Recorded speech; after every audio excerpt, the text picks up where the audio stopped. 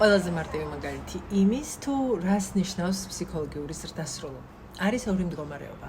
ან ჩემს თავს რაღაც ხდება და მაშინ გამოდის, რომ მე არ უმართავ ჩემს ცხოვრებას, მე პატარა ვარ და რაღაც დიდი ხდება ჩემს თავს, რომელთანაც მე არ მაქვს არანაირი კავშირი. ან მე ვარ ავტორი იმისა, რაც ჩემს თავს ხდება და მაქვს ამასთან კავშირი. მაგალითად, ცხოვრობ ურთიერთობაში, რომელშიც მუდმივად გულს ვტკენი.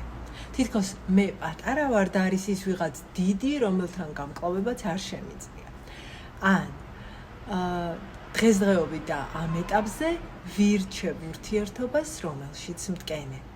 მაგალითი 2.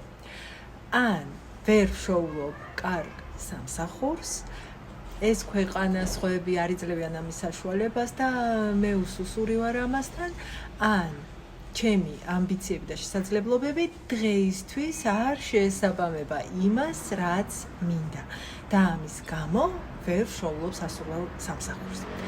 ამ ფორმულირებებში ძალიან ფაქიზი ზღვარია, მაგრამ მას პრინციპული მნიშვნელობა აქვს.